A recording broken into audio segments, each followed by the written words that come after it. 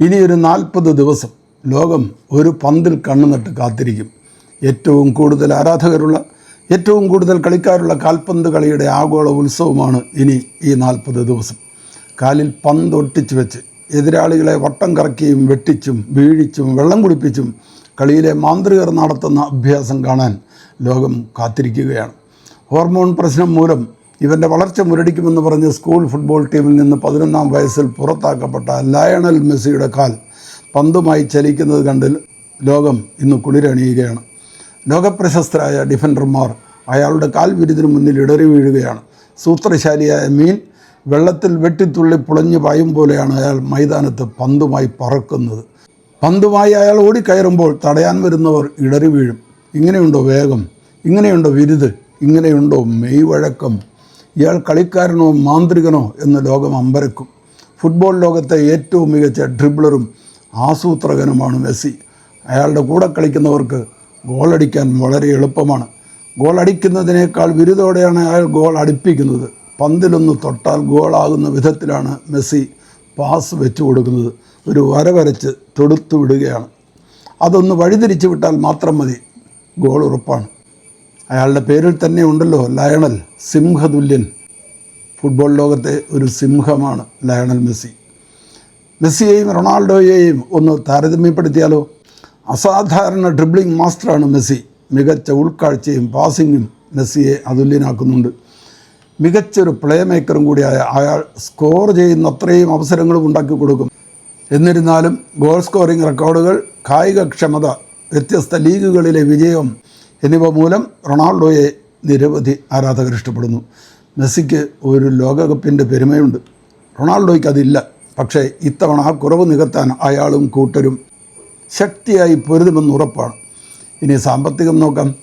Forbes മാസികയുടെ കണക്കനുസരിച്ച് Ronaldo കഴിഞ്ഞ വർഷം നേടിയത് 2350 കോടി രൂപയാണ്. അതായത് ഒരു ദിവസം 6.4 കോടി രൂപ. മെസ്സിക്ക് അതിൻ്റെ പകുതിയേ വരുന്നുള്ളൂ, 1150 കോടി രൂപ കഴിഞ്ഞ വർഷം. ഒരു ദിവസം 3.15 കോടി രൂപ. രണ്ടും ഫുട്ബോൾ ചരിത്രത്തിലെ ഏറ്റവും ഉയർന്ന തലത്തിൽ തന്നെ ഉണ്ട്. ഇനി മുൻപന്തിയിൽ വരുന്ന ടീമുകളുടെ ഒരു അതിവേഗ അവലോകനമാണ്. ഫ്രാൻസ് ഫിഫ റാങ്കിങ്ങിൽ ലോകത്ത് 1-ാം നമ്പറാണ്. 1998-ലും 2018-ലും ലോക ചാമ്പ്യന്മാർ.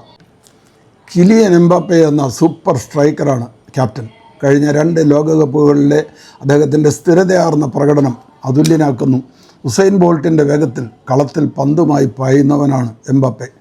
1.5 പതിറ്റാണ്ടിനടുത്തായി ടീമിനെ പരിശീലിപ്പിക്കുന്നത് ദിദിയർ ദഷോമാണ്. ലോകകപ്പിനെത്തുന്ന പരിശീലകരിൽ ഇത്രയും പരിചയസമ്പന്നനായ മറ്റൊരാളില്ല. ക്യാപ്റ്റനായും പരിശീലകനായും കിരീടം നേടിയ അപൂർവതയും അദ്ദേഹത്തിനുണ്ട്. തീപാറുന്ന മത്സരങ്ങൾ ഇവരുടെ ഗ്രൂപ്പിൽ പ്രതീക്ഷിക്കാൻ വകയുണ്ട്. കാരണം എല്ലാം ഒന്നിലൊന്ന് കിടിലൻ ടീമുകളാണ്. ഫ്രാൻസിനൊപ്പം മത്സരിക്കുന്നത് സെനഗൽ, ഇറാഖ്, നോർവേ. സെനഗലും നോർവേയും എടുത്തു പറയേണ്ട ടീമുകൾ തന്നെ. ഫിഫ റാങ്കിങ്ങിൽ 2-ാം സ്ഥാനത്ത് വരുന്നു സ്പെയിൻ, 2010-ലെ ചാമ്പ്യന്മാർ. ആൽവാരോ മൊറോട്ടോയാണ് captain. Coach Luis de ഫ്യൂന്തെ.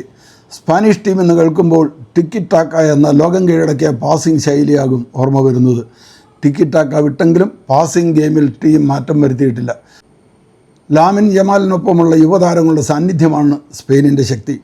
2010-ലാണ് Spain ആദ്യമായും അവസാനമായും cup ഉയർത്തിയത്. ഇത്തവണയും അവർ കപ്പെടുക്കും എന്ന് അവരും ആരാധകരും കരുതുന്നു. കാരണം ലോകകപ്പിൻ്റെ തന്നെ താരമാകുമെന്ന് കരുതപ്പെടുന്ന ലമീൻ യമാലിൻ്റെ സാന്നിധ്യമാണ്. വിങ്ങറായ യമാൽ ഭാവി സൂപ്പർ താരമായി വിലയിരുത്തപ്പെടുന്നുമുണ്ട്. ഫിഫ റാങ്കിങ്ങിൽ 3-ാം സ്ഥാനത്ത് വരുന്നു അർജൻറ്റീന. തുടർ വിജയം ലക്ഷ്യമിട്ടാണ് ലയണൽ മെസ്സിയും സംഘവും കപ്പിനെത്തുന്നത്. ഒരിക്കൽ കൂടി കിരീടം നേടി മെസ്സിക്ക് അന്താരാഷ്ട്ര ഫുട്ബോളിൽ നിന്ന് യാത്രയയപ്പ് നൽകാമെന്ന മോഹവും സഹതാരങ്ങൾ കൊണ്ട് കഴിഞ്ഞ തവണ ശൂന്യതയിൽ നിന്ന് കിരീടത്തിലേക്ക് ഉയർത്തിയ പരിശീലകൻ ലയണൽ സ്കലോണിയുടെ തന്ത്രങ്ങൾ ഇത്തവണയും ഫലം കാണുമെന്ന പ്രതീക്ഷ ആരാധകർക്കുമുണ്ട്. ഇക്കുറി കിരീട സാധ്യതയിൽ ഏറ്റവും മുന്നിലുള്ള ടീം അർജൻറ്റീനയാണ്. 1978, 86, 2022 എന്നീ വർഷങ്ങളിലെ ചാമ്പ്യന്മാരാണവർ. മെസ്സിക്ക് വേണ്ടി ഒരു കപ്പ് അർജൻറ്റീനയ്ക്ക് നേടിക്കൊടുക്കുക എന്ന സ്വപ്നം ഖത്തറിൽ ഫലമണിയിക്കാൻ കോച്ചിന് കഴിഞ്ഞിരുന്നു. യോഗ്യതാ റൗണ്ടിൽ ബ്രസീലിനെതിരെ വൻ വിജയം നേടുമ്പോൾ മെസ്സി ടീമിലുണ്ടായിരുന്നില്ല. എങ്കിലും ഈ ലോകകപ്പിൽ മെസ്സിയെ ചുറ്റിപ്പറ്റിയാണ് അർജൻറ്റീനയുടെ തന്ത്രങ്ങൾ. യോഗ്യതാ റൗണ്ടിലെ 18 മത്സരങ്ങളിൽ 12 ജയവും 4 തോൽവിയും 2 സമനിലയുമായിട്ടാണ് അവരുടെ വരവ്. FIFA ranking 4 England.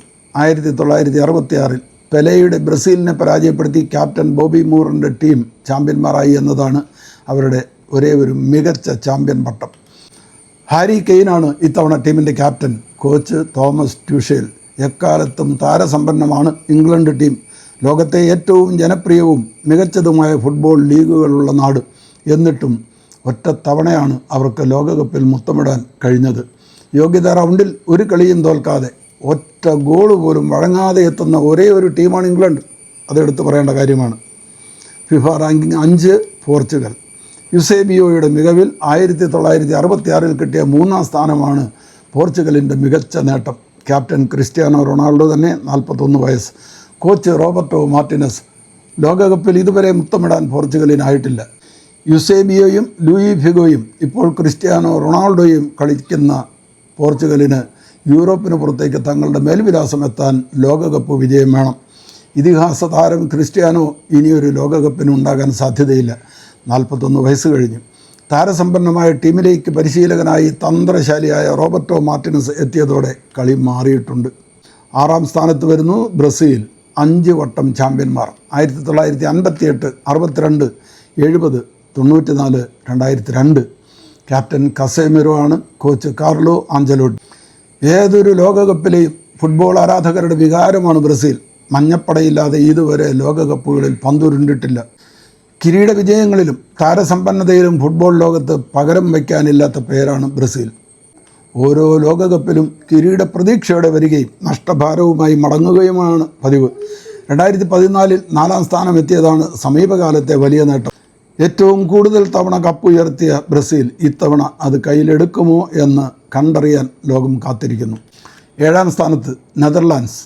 1974, 78, 2010 വർഷങ്ങളിൽ റണ്ണറപ്പായതാണ് അവരുടെ മികച്ച നേട്ടം. ഒരു കാലത്ത് യോഹാൻ ക്രൈഫും ടോട്ടൽ ഫുട്ബോളും ഉണ്ടാക്കിയ ഓളം ഫുട്ബോൾ പ്രേമികൾ മറന്നിട്ടില്ല. നെതർലാൻഡ്സ് എന്ന ടീമിനൊപ്പം ടോട്ടൽ ഫുട്ബോളിൻ്റെ പെരുമ എന്നുമുണ്ട്. എന്നാൽ ഫുട്ബോളിനെ അടക്കി ഭരിച്ച കാലത്തും അവർക്ക് ലോകകപ്പ് വിജയത്തിലേക്ക് എത്താനായിട്ടില്ല. 3 തവണ റണ്ണറപ്പ് മാത്രമായിരുന്നു അവരുടെ നിയോഗം. വിർജിൽ വാൻ ഡൈക്കാണ് അവരുടെ ക്യാപ്റ്റൻ. Coach Ronaldo Koeman. 8ാം സ്ഥാനത്ത് വരുന്നു മൊറോക്കോ. ആഫ്രിക്കയിലെ ഏറ്റവും ഉയർന്ന റാങ്കുള്ള ടീമുകളിലൊന്ന്. 2022 ലോകകപ്പിൽ സെമി ഫൈനലിലെത്തിയ ആദ്യ ആഫ്രിക്കൻ രാജ്യമെന്ന പെരുമയുണ്ട് മൊറോക്കോയ്ക്ക്. ക്യാപ്റ്റൻ അഷ്റഫ് ഹക്കീമി.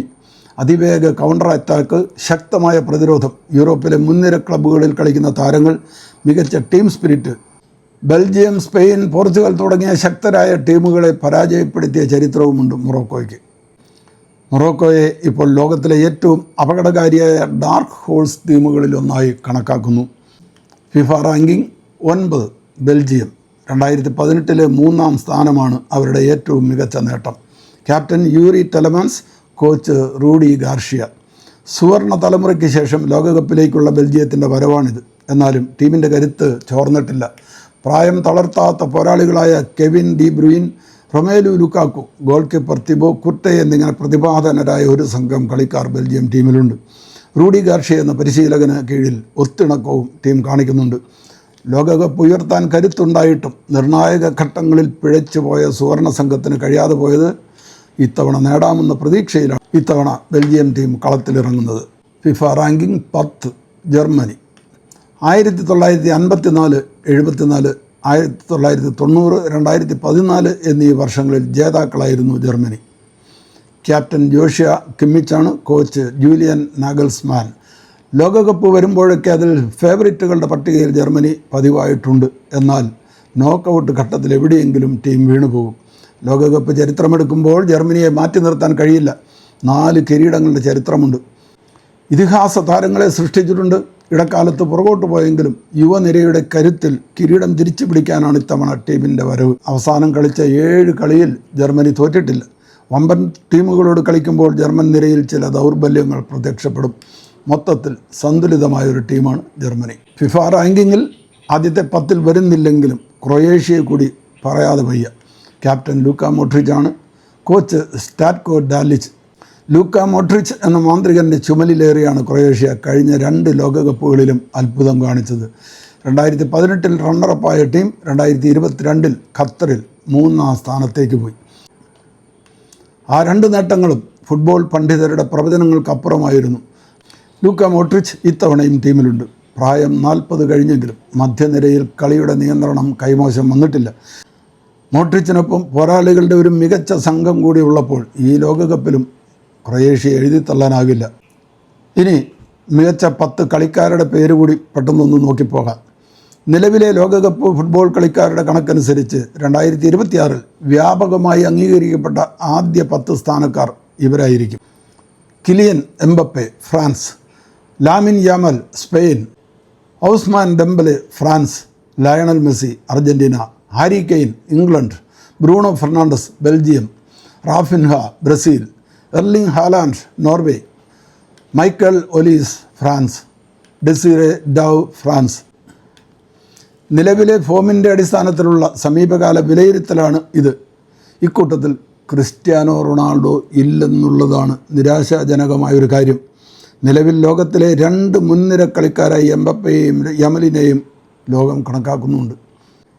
എക്കാലത്തെയും മികച്ച കളിക്കാരെ നോക്കിയാൽ Lionel Messi, Cristiano Ronaldo, Pele, Diego Maradona തുടങ്ങിയ പേരുകളായിരിക്കും ആദ്യം വരിക. കളിയിലെ അത്ഭുതങ്ങൾക്കായി നമുക്ക് കാത്തിരിക്കാം. നല്ല ദിനങ്ങൾ ആശംസിക്കുന്നു.